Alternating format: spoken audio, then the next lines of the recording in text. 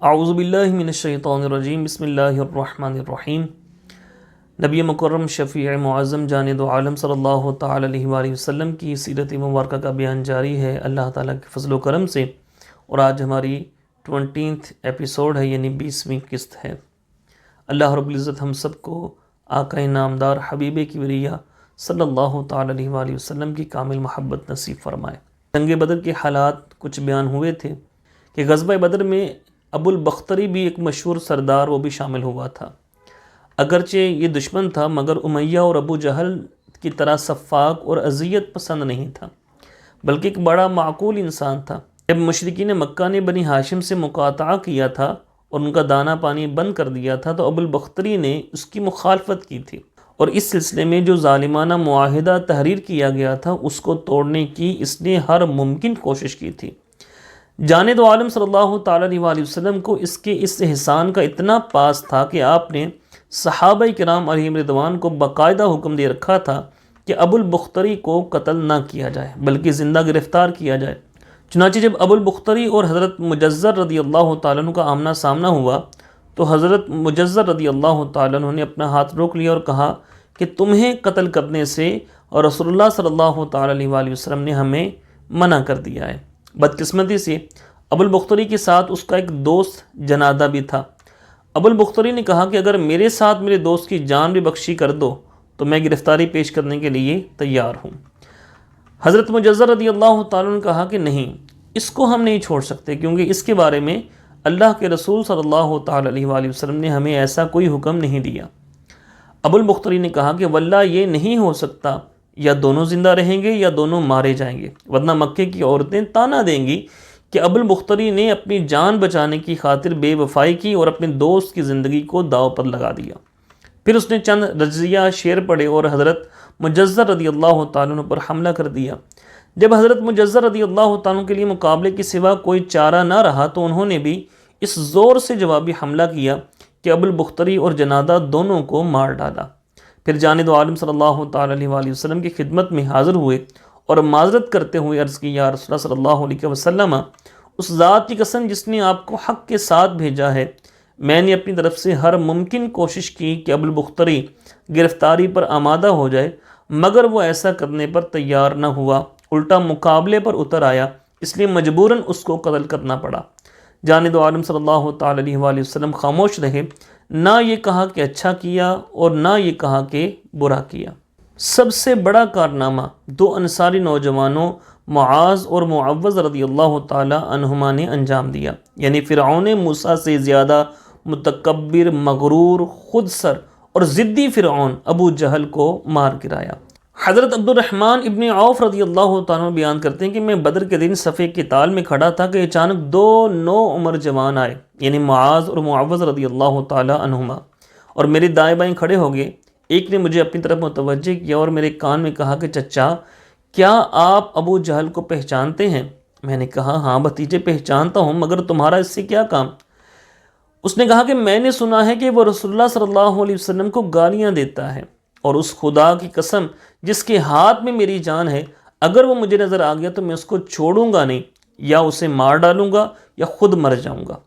پھر دوسرے نے بھی مجھے اپنی جانب متوجہ کیا اور سرگوشیوں میں وہی کچھ کہا جو پہلے نے کہا تھا۔ ان کے چپکے سرگوشیاں کرنے سے مجھے بہت حیرت ہوئی، کیونکہ ان میں سے ہر ایک کی خواہش تھی کہ میرے عزائم سے دوسرا مطلع نہ ہو سکے اور یہ سعادت صرف مجھ کو حاصل ہو۔ بہرحال تھوڑی دیر بعد ابو جہل مجھے نظر آ گیا۔ وہ میدان میں پھر رہا تھا، کبھی ایک طرف جاتا تھا کبھی دوسری طرف۔ میں نے اشارے سے ان کو بتایا کہ وہ دیکھو، وہ ابو جہل ہے۔ میرے منہ سے یہ الفاظ نکلے ہی تھے کہ وہ دونوں شہباز کی طرح جھپٹ پڑے اور لمحوں میں اس کو خاک پر لٹا دیا۔ پھر دونوں دوڑتے ہوئے رسول اللہ صلی اللہ علیہ وسلم کی خدمت میں حاضر ہوئے۔ عرض کی، یا رسول صلی اللہ علیہ وسلم، ہم نے ابو جہل کو مار ڈالا ہے۔ آپ صلی اللہ علیہ وسلم نے پوچھا، تم دونوں میں سے کس نے اس کو قتل کیا ہے؟ ایک نے کہا میں نے یا رسول اللہ، تو دوسرے نے جھگڑا کیا، نہیں یا رسول اللہ میں نے۔ تو آپ صلی اللہ تعالی علیہ وآلہ وسلم نے فرمایا، کیا تم اپنی تلواریں صاف کر چکے ہو؟ دونوں نے کہا نہیں یا رسول اللہ۔ تو آپ صلی اللہ علیہ وسلم نے تلواروں کو معائنہ کیا تو دونوں کی تلواروں کو خون آلود پایا اور فرمایا، کلاکما قتلہ، کہ تم دونوں نے اس کو قتل کیا ہے۔ سبحان اللہ، کیا معصومانہ جھگڑا تھا اور کیسا مشفقانہ اور عادلانہ فیصلہ تھا، رضی اللہ تعالی عنہما وصلی اللہ تعالی علیہ وآلہ وسلم۔ عبیدہ ایک مشہور جنگ آزما تھا، وہ بھی اس جنگ میں شامل تھا۔ اس دن سر سے پیر تک لوہے میں غرق تھا، صرف آنکھیں آہنی خود سے جھانک رہی تھیں، آنکھوں کے سوا اس کے جسم کا کوئی حصہ ننگا نہ تھا۔ کسی عام آدمی کے لیے اس کا مقابلہ کرنا خاصا مشکل تھا، مگر اس کی بدقسمتی کہ اس کا سامنا حضرت زبیر رضی اللہ تعالیٰ عنہ جیسے جارحانہ مزاج رکھنے والے جنگجو سے ہو گیا۔ انہوں نے پہلے ہی حملے میں ایسے تاک کر کے برچھی ماری کہ اس کی آنکھ میں دور تک دھنس گئی اور پھنس گئی۔ حضرت زبیر رضی اللہ تعالیٰ عنہ نے اس کی لاش پر پاؤں رکھ کر بڑی مشکل سے کھینچ کھانچ کر برچھی کو باہر نکالا۔ چونکہ اس برچھی کے پہلے ہی وار سے ایک بڑے سورما کا خاتمہ ہو گیا تھا، اس لیے جانب عالم صلی اللہ علیہ وسلم نے وہ برچھی زبیر سے لے کر بطور یادگار محفوظ کر لی۔ آپ کے بعد یہ تاریخی برچھی خلفائے اربعہ میں یکے بعد دیگرے منتقل ہوتی رہی۔ عددی قلت کے باوجود مسلمانوں کا پلہ بھاری تھا، ان کا جانی نقصان بھی مشرکین کی بنسبت بہت کم ہوا تھا، مگر مسئلہ یہ تھا کہ دشمن کی تعداد بہت زیادہ تھی۔ اگر ایک گرتا تھا تو اس کی جگہ لینے کے لیے دو تیار کھڑے ہوتے تھے۔ آخر جانب عالم صلی اللہ تعالی علیہ وآلہ وسلم نے اپنی خداداد معجزانہ قوت کو بروئے کار لانے کا فیصلہ کیا اور مٹھی بھر کر کنکریاں لے کر شاہت الوجوہ کہتے ہوئے مشرکین کی طرف پھینک دیں۔ یہ کنکریاں اگرچہ تھوڑی سی تھیں، مگر ان کو پھینکنے میں دست اعجاز کار فرما تھا، اس لیے تمام مشرکین کی آنکھوں میں جا پڑی اور وہ لڑائی بھول کر آنکھیں ملنے لگ گئے۔ مسلمانوں نے اس موقع سے بھرپور فائدہ اٹھایا اور ایسا زوردار حملہ کیا کہ دشمن کے پاؤں اکھڑ گئے، 70 کے قریب آدمی مارے گئے، اتنے ہی گرفتار ہو گئے اور باقی بری طرح شکست کھا کر بھاگ کھڑے ہوئے۔ مسلمانوں کے صرف 14 آدمی شہادت کی سعادت سے بہرہ ہوئے۔ یہ فتح مبین محض اللہ تعالیٰ کی نصرت اور امداد سے ممکن ہو سکی، ورنہ اتنے تھوڑے سے بے سر و سامان افراد کا اپنے سے 3 گنا زیادہ اور ہر طرح سے مسلح دشمن پر غلبہ پا لینا بظاہر ناممکن تھا۔ اللہ تعالیٰ نے اسی حقیقت کو اہل ایمان کے دلوں میں راسخ کرنے کے لیے ارشاد فرمایا اعوذ باللہ من الشیطان الرجیم وَلَقَدْ نَصَرَكُمُ اللَّهُ بِبَدْرٍ وَأَنْتُمْ أَذِلَّةٌ، بلا شبہ اللہ تعالیٰ نے بدر کے دن تمہاری مدد کی تھی، ورنہ تم تو بہت کمزور تھے۔ مجاہدین کے برق آسا حملوں اور جانب عالم صلی اللہ علیہ وسلم کی کنکریاں پھینکنے کو اللہ تعالیٰ نے اتنا بڑا اعزاز اور مرتبہ عطا کیا کہ ان دونوں کاموں کو اپنا فعل قرار دے دیا اور فرمایا کہ اس دن بظاہر تو مجاہدین کافروں کو قتل کر رہے تھے، مگر حقیقت میں انہیں میں خدا قتل کر رہا تھا۔ اسی طرح دیکھنے والوں نے تو یہ دیکھا کہ میرے محبوب نے کنکریاں پھینکی ہیں، مگر در حقیقت اس نے نہیں بلکہ میں نے پھینکی تھی۔ اللہ تعالیٰ قرآن پاک میں ارشاد فرماتا ہے اعوذ باللہ من الشیطان الرجیم فلم تقتلوہم ولکن اللہ قتلہم، اور صحابہ تم نے ان کو قتل نہیں کیا لیکن اللہ نے ان کو قتل کیا۔ وما رمیت اذ رمیت ولکن اللہ رما، اے محبوب جب آپ نے وہ کنکریاں پھینکی وہ آپ نے نہیں پھینکی، وہ اللہ نے پھینکی تھی۔ سبحان اللہ، اظہار یگانگت کا کیا ہی وجد آفری انداز ہے۔ معاذ اور معوذ رضی اللہ تعالیٰ عنہما کے حملوں سے ابو جہل کی ایک ٹانگ کٹ گئی تھی اور زخموں سے چور ہو کر گر پڑا تھا۔ معاذ اور معوذ رضی اللہ تعالیٰ عنہما یہی سمجھے کہ ہم نے اسے مار ڈالا ہے، مگر در حقیقت وہ مرا نہیں تھا، البتہ بری طرح زخمی ہو گیا تھا، اس لیے جنگ کے خاتمے تک میدان میں پڑا سسکتا رہا۔ لڑائی ختم ہوئی تو جانب عالم صلی اللہ تعالیٰ علیہ وآلہ وسلم نے صحابہ کرام سے ابو جہل کے بارے میں پوچھا۔ حضرت عبداللہ ابن مسعود رضی اللہ تعالیٰ عنہ اس کا پتہ چلانے نکلے، دیکھا تو ایک جگہ شدید زخمی حالت میں گرا پڑا تھا۔ حضرت عبداللہ رضی اللہ تعالیٰ نے اس کی گردن پر پاؤں رکھا اور کہا تو ابو جہل ہی ہے نا؟ اللہ کے دشمن، دیکھ آج خدا نے تجھے کیسا ذلیل کیا ہے۔ اچھا، اب اس کی سخت جانی ملاحظہ ہو کہ اس قدر زخمی ہونے کے باوجود نہ اس کے ہوش و حواس میں کوئی فرق آیا، نہ اس کے لہجے میں کوئی فرق آیا، نہ ہی کوئی عدم حلال طاری ہوا۔ اس نے جواب دیا بھلا کس طرح خدا نے مجھے ذلیل کیا ہے؟ کیا لڑائی میں قتل ہو جانا کوئی شرمندگی اور ذلت کی بات ہے؟ میں اپنی قوم کا سردار تھا، تمہارے ہاتھوں مارا گیا تو کیا ہوا؟ یہ تو ہوتا ہی رہتا ہے، افسوس صرف اس بات کا ہے کہ مجھے دہقانوں نے مار ڈالا ہے۔ دراصل بات یہ ہے کہ سیدنا معاذ اور معوذ رضی اللہ تعالیٰ عنہما یہ دونوں انصاری تھے، اور انصار یہ کھیتی باڑی کیا کرتے تھے، اس لیے ابو جہل نے کہا کہ افسوس صرف اس بات کا ہے کہ مجھے دہقانوں نے مار ڈالا، کاش کہ مجھے قتل کرنے والے کسی شریف خاندان کے افراد ہوتے۔ جب ابن مسعود رضی اللہ تعالیٰ عنہ اس کا سر تن سے جدا کرنے لگے تو ان کی کند اور کمزور سی تلوار نے کام نہ کیا۔ یہ دیکھ کر ابو جہل نے اپنی تلوار ان کو دی، کہا لے اس کے ساتھ میرا سر قلم کر اور کوشش کر کہ میری گردن جڑ سے کاٹی جائے تاکہ مرنے کے بعد بھی میرا سر اونچا نظر آئے۔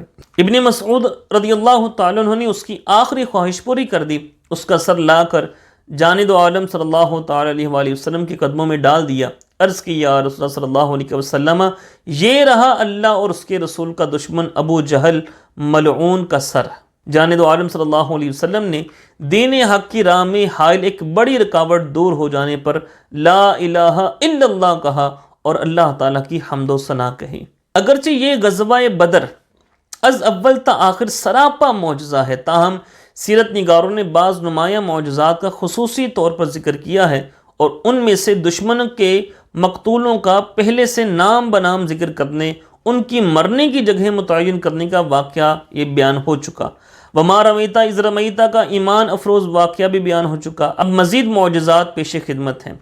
لڑائی کے دوران سیدنا عکاشہ رضی اللہ تعالیٰ عنہ کی تلوار ٹوٹ گئی۔ جانب عالم صلی اللہ علیہ وسلم نے ان کو نہتا دیکھا تو ایک جڑ کی لکڑی ان کے ہاتھ میں تھما دی، فرمایا قاتل بھی ھذا یا عکاشہ، اے عکاشہ اس کے ساتھ جنگ کرو۔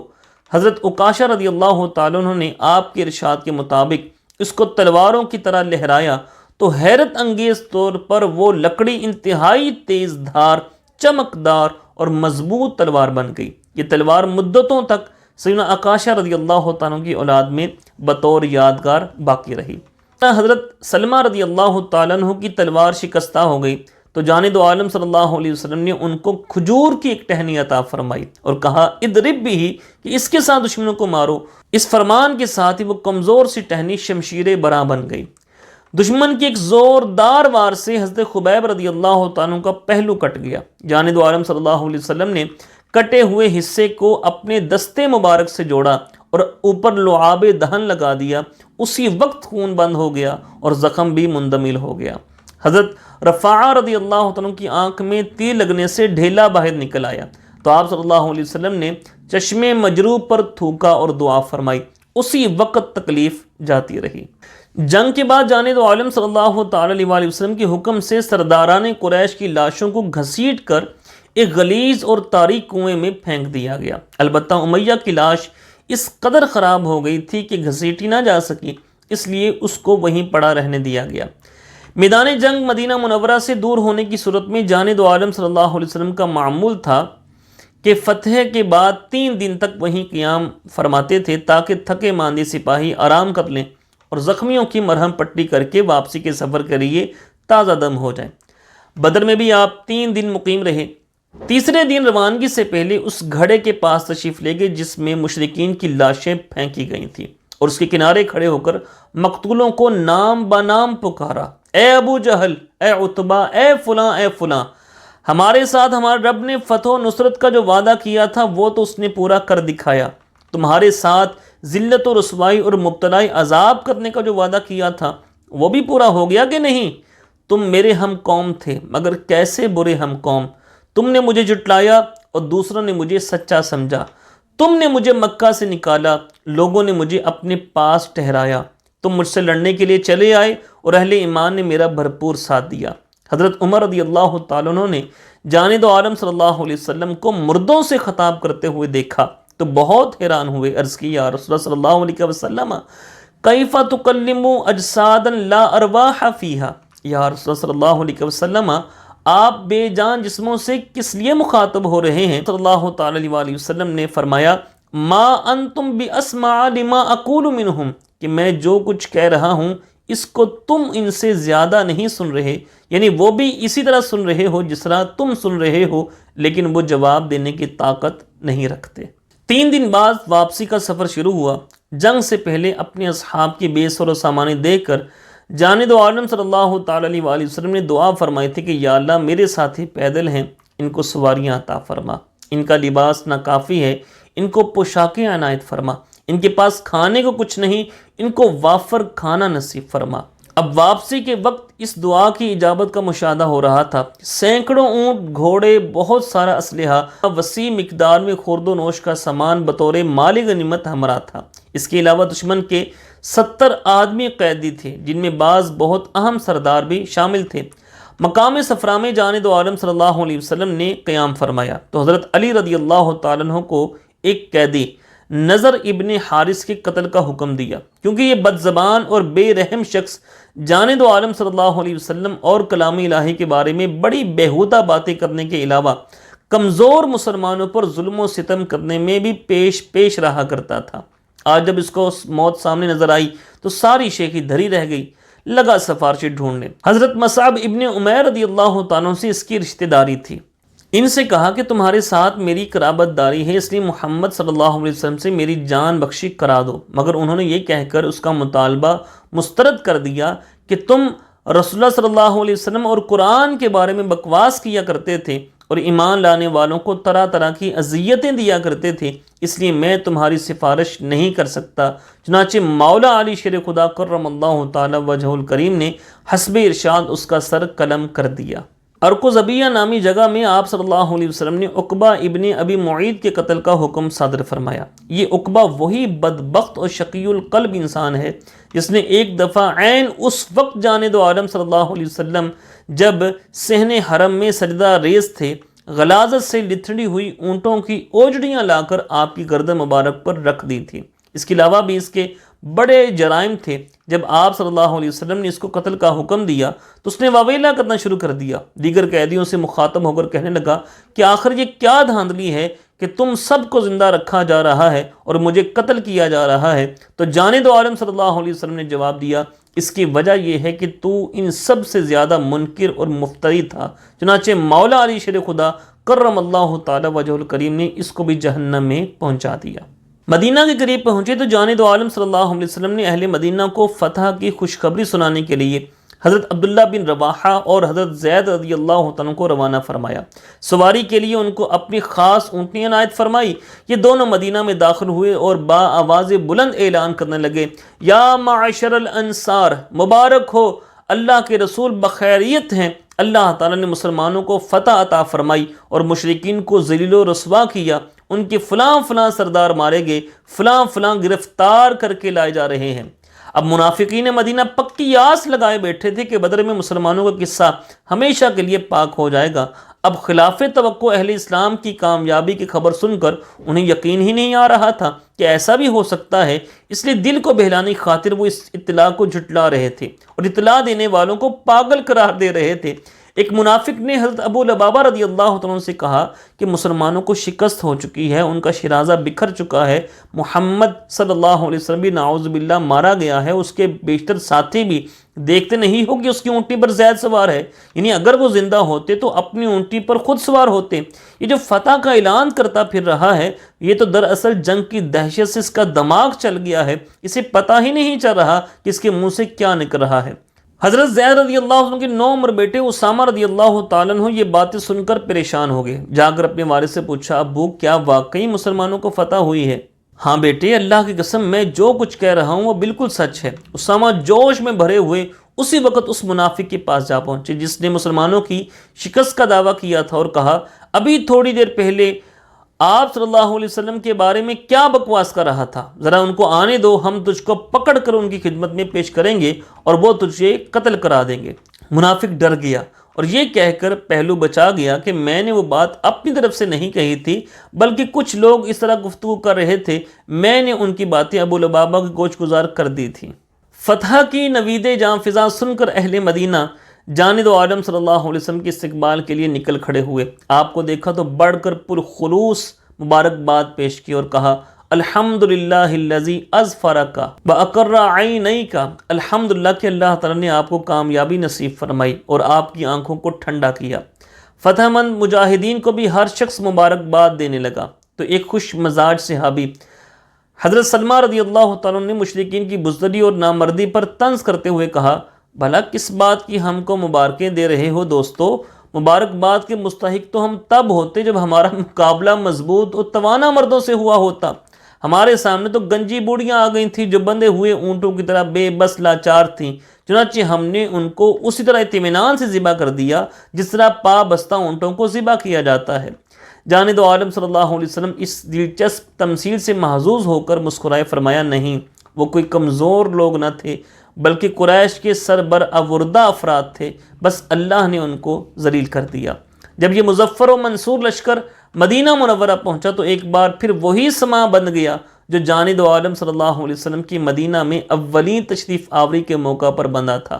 اسی طرح جا بجا ننھی منی بچیوں کی ٹولیاں دف بجا رہی تھیں اور وہی مالاکوتی نغمہ ان کے ہونٹوں پر مچل رہا تھا، طالع البدر علینا من ثنیات الوداع واجب الشکر علینا ما دعا للہ داعی۔ یہ تو تھا مدینہ والوں کا حال۔ اب سامعین کرام آئیے تھوڑی دیر کے لیے مکہ مکرمہ چلتے ہیں۔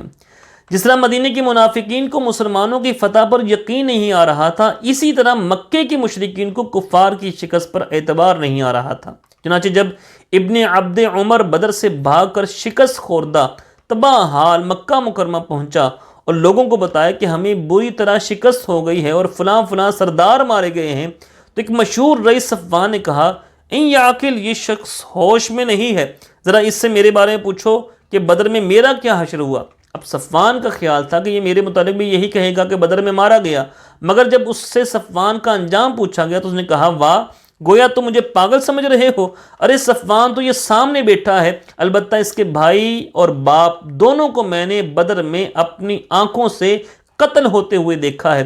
یہ سن کر صفوان کی آنکھوں تلے اندھیرا چھا گیا اور اسے یقین آ گیا کہ یہ سچ کہہ رہا ہے اور اس کے دماغ میں کسی قسم کا فطور نہیں ہے۔ حضرت عباس رضی اللہ تعالیٰ کے غلام ابو رافع بیان کرتے ہیں کہ میرے آقا عباس، ان کی اہلیہ ام فضل اور میں غزوہ بدر سے پہلے اسلام لا چکے تھے، البتہ اپنے ایمان کو مصلحتاً خفیہ رکھا ہوا تھا۔ جب مشرکین جنگ بدر کے لیے روانہ ہوئے تو میرے آقا کو بھی ساتھ لے گئے۔ کچھ دنوں بعد خبر آئی کہ مشرکین کو شکست ہو گئی ہے تو مجھے اور ام فضل کو دلی مسرت ہوئی۔ ایک روز میں اور ام فضل بیٹھے باتیں کر رہے تھے کہ ابو لہب بھی اس طرف آ نکلا اور ہمارے پاس بیٹھ گیا۔ تھوڑی دیر بعد ابن حرس بھی آ گیا۔ یہ ان لوگوں میں سے تھا جو بدر سے فرار ہو کر آئے تھے۔ ابو لہب نے اس سے پوچھا کہ سناؤ، بدر میں تم لوگوں پر کیا گزری؟ اس نے کہا، بس یوں سمجھیے کہ ہم نے اپنی گردنیں اور کندھے مسلمانوں کے سامنے پیش کر دیے تھے۔ وہ جسے چاہتے تھے قتل کر دیتے تھے، جسے چاہتے تھے گرفتار کر لیتے تھے۔ خدا کی قسم یوں نظر آتا تھا کہ آسمان سے زمین تک ساری فضا گورے چٹے شہسواروں کے ساتھ بھری پڑی تھی۔ ان کے سامنے بھلا کون ٹک سکتا تھا؟ ابو رافع کہتے ہیں کہ یہ سن کر میرے منہ سے بے اختیار نکل گیا، واللہ تلک الملائکہ، اللہ کی قسم وہ فرشتے تھے۔ اب بھانڈا پھوٹ گیا۔ ابو لہب سمجھ گیا کہ میری دلی ہمدردیاں مسلمانوں کے ساتھ ہیں۔ اس پر اس کو اتنا غصہ آیا کہ پہلے تو مجھے ایک زوردار تھپڑ رسید کیا، پھر اٹھا کر زمین پر پٹخ دیا اور سینے پر چڑھ بیٹھا۔ یہ دیکھ کر ام فضل کو بھی غصہ آ گیا، کہنے لگی، تو ابو رافع پر اس لیے شیر ہو رہا ہے کہ اس کی آقا یہاں موجود نہیں ہے۔ پھر ایک لکڑی اٹھائی، اس زور سے ابو لہب کے سر پر ماری کہ وہ بری طرح زخمی ہو گیا۔ جب اس نے ام فضل کو میری حمایت پر یوں کمر بستہ دیکھا تو ساری اکڑفوں بھول گیا اور سر جھکا کر چپکے سے نکل گیا۔ جزاک اللہ، اے جانب عالم صلی اللہ علیہ وسلم کی شیر دل چچی، ایک عورت ہو کر کفر و شرک کے گھڑ میں آپ نے جس جرت و بے باکی کا مظاہرہ کیا ہے، پر ہم سب آپ کی عظمتوں کو سلام کرتے ہیں۔ اہل مکہ کی پوری تاریخ میں یوم بدر جیسا اندوناک حادثہ کوئی نہیں گزرا تھا، اس لیے اس خبر کے مشہور ہوتے ہی ہر طرف صفحہ ماتم بچھ گئی، جا بجا نوحے بین ہونے لگے، شعراء نے دردناک مرثیے کہے، عورتوں نے اپنے بال کاٹ ڈالے، سر برہنہ پا برہنہ گلیوں میں دیوانہ وار آہو بکا اور فریاد و ماتم کرنے لگی۔ کبھی کسی مقتول کا گھوڑا نکالتی، اس پر رنگ برنگی چادریں ڈالتی اور اس کے گرد گھیرا ڈال کر روتی اور سینہ کو بھی کرتی۔ یہ سلسلہ کئی دن تک جاری رہتا۔ آخر کچھ لوگوں کو خیال آیا کہ اس طرح رونے پیٹنے سے ہماری کمزوری کا اظہار ہوتا ہے، مسلمانوں کا دل ٹھنڈا ہوتا ہے، اس لیے رونا دھونا بند کیا جائے، پوری توجہ سے مقتولین کا انتقام لینے کی تیاری کی جائے۔ اس تجویز سے سب نے اتفاق کیا اور وعدہ کیا کہ آئندہ ہرگز کوئی شخص نہیں روئے گا۔ اب غزوہ بدر میں جو مشرکین گرفتار کیے گئے ان کو جانب عالم صلی اللہ تعالی علیہ وآلہ وسلم نے صحابہ کرام میں بانٹ دیا۔ ارشاد فرمایا کہ ان کے ساتھ اچھا سلوک کرنا۔ صحابہ کرام نے اس فرمان عالی پر جی جان سے عمل کیا، قیدیوں کو ہر ممکن آرام پہنچایا۔ ایک قیدی ابو عزیز کا بیان ہے کہ مجھے جن انصاریوں کے حوالے کیا گیا تھا وہ غریب لوگ تھے، اتنی استطاعت نہیں رکھتے تھے کہ سب افراد کے لیے روٹی پکا سکیں، چنانچہ وہ جو روٹی پکاتے تھے مجھے لا کر دیتے تھے، خود صرف کھجوروں پر گزارا کر لیتے تھے، اور مجھے اس سے بہت شرم آتی تھی اور میں کھانا واپس کرنے کی کوشش کرتا تھا مگر وہ اسے ہاتھ بھی نہیں لگاتے تھے۔ اپنا پیٹ کاٹ کر جانی دشمنوں کو بہترین کھانا کھلانا بلا شبہ بڑے دل گردے کا کام ہے۔ جن قیدیوں کے پاس کپڑے نہیں تھے ان کو جانب عالم صلی اللہ علیہ وسلم نے کپڑے بھی دلوائے تھے۔ حضرت عباس رضی اللہ تعالیٰ عنہ طویل قامت تھے، ان کے بدن پر کسی کا لباس پورا نہیں آتا تھا۔ عبداللہ بن ابی کا قد لمبا تھا، اس نے اپنا کرتا لا کر دیا جو اس کو پورا آ گیا۔ اور یہاں ایک اور بات سماعت کرتے جائیے کہ عبداللہ بن ابی منافقین کا سردار اور جانب عالم صلی اللہ علیہ وسلم کے خلاف خفیہ سازشیں کرنے والوں کا سرغنہ تھا۔ جب وہ مر گیا تو جانب عالم صلی اللہ علیہ وسلم نے اس کے کفن کے لیے اپنا قمیص عنایت فرمایا۔ حدیث میں آتا ہے یہ قمیص اسی کرتے کا معاوضہ تھا جو اس نے حضرت عباس رضی اللہ تعالیٰ عنہ کے لیے دیا تھا۔ اس کے بعد انشاءاللہ تعالیٰ کہ ان قیدیوں کے ساتھ کیا سلوک کیا گیا، کیسے ان کو آزاد کیا گیا، کیا کن سے فدیہ لیا گیا، وہ سارے انشاءاللہ تعالیٰ اگلی ایپیسوڈ میں بیان کیا جائے گا۔ اللہ تعالیٰ ہم سب کو جانب عالم صلی اللہ تعالیٰ علیہ وسلم کی کامل محبت نصیب فرمائے۔